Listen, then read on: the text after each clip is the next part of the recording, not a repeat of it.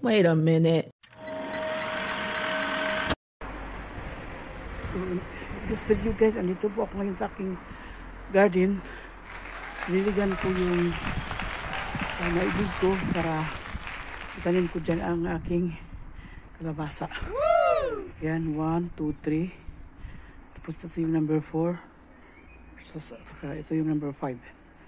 Wow. Ito taniman ko ng atsal. Yan. Maganda ang video ngayon guys.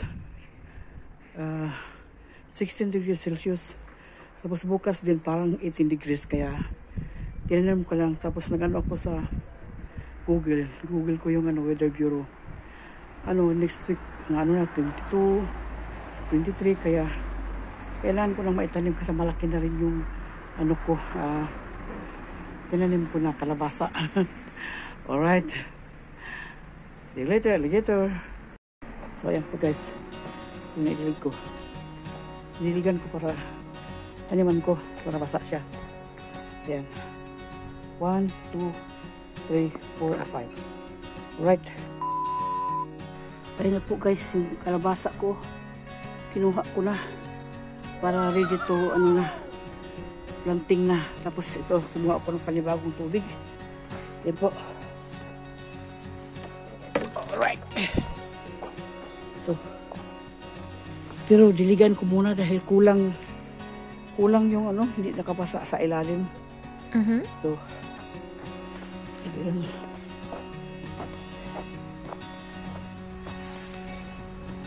Here. Ayan. Diyan muna kayo. Okay. Diligan ko muna ng konti yung kasi hindi nababasa. Hindi nabasa sa ilalim.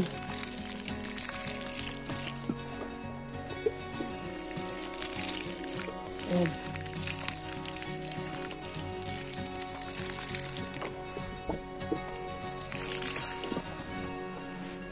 Isa. Kasi tindig ko ulit, no?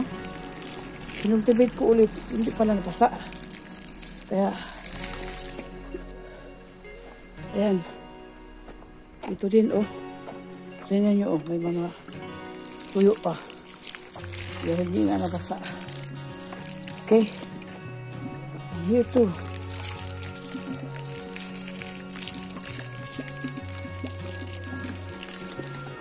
Okay.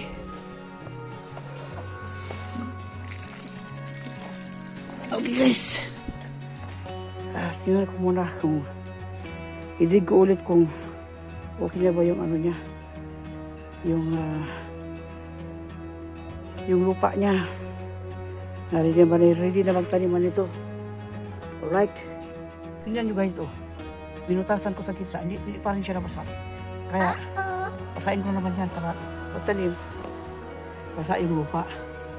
Oh. Ito yung tuyo pa, oh. Very dry. Sa kabila din. Doon di ko pa butasan. Mamaya lang. Unahin ko muna pagtanim dito guys. Basain ko muna. Alright? Okay. Meron pa naman ako tubig dyan. So, pinasa ko na yung butas. Yung sagad talaga ang tubig. Wow. Yan o. Yan, ganyan. Para mabasa talaga para manggana taniman, hindi yung magtanim na tuyo. So ngayon, I'm ready. Doon din, tapos ko na butasan. Saka nilagyan ko na rin ng tubig. Okay, tanim ko na ito. Alright. 2,000 years later. Okay guys, as you can see, tanim ko na yung mga kalabasa. 4 muna ang tanim ko. Dahil sakit yung buwan ko sa katuwad-tuwad. So, 2. Ayan. Tapos yung 3. Yung malaki na yung dahon. So, ito dito, 2 piraso yata ang nilagay ko dahil maliit pa sila. Kung mamatay ang isa ba, at least may reserva. Ayan. Tapos yung isa doon. Tapos meron pa akong isang naiwan doon na itatanim ko pa. Wait. Ganyan lang po guys. Okay. Pinuk ko na yung diligan, yung gilid lang ng ano, ng lupa. Diligan ko para pupunta doon sa ilalim. Ayan po, okay. Nag-relax muna ako dahil masakit nga yung biwang ko at saka likod ko sa katuwad. So, ayan po ako. Pahinga ang tiguang. Ay, grabe.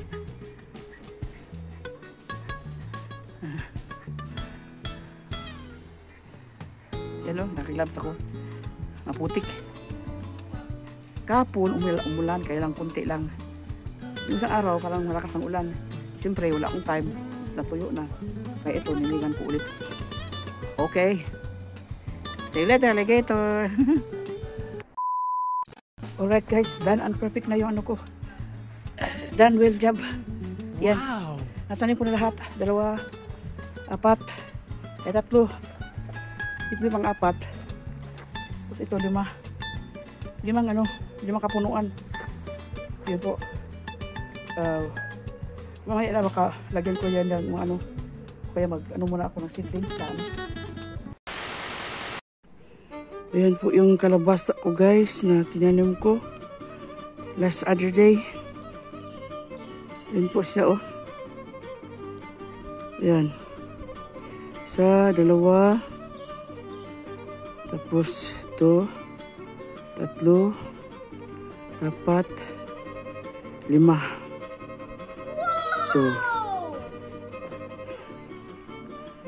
binuhusan ko ng diniligan ko ng ano tubig para hindi mamatay. Kaya lang malamig pa. Parang giniginaw sila. 12 degrees Celsius pang ang ano ngayon weather. Sana mabuhay sila. Malaki na kasi kaya nilipat ko na sila. Ayan po. Alright. That's my garden. Labasa lang muna. Okay. Dito nalinisan ko na. Tingnan ko lang kung anong matanim ko dito soon. Right, thank you for watching. Ito yung pinakalaki oh. Ayan. You see? Bye.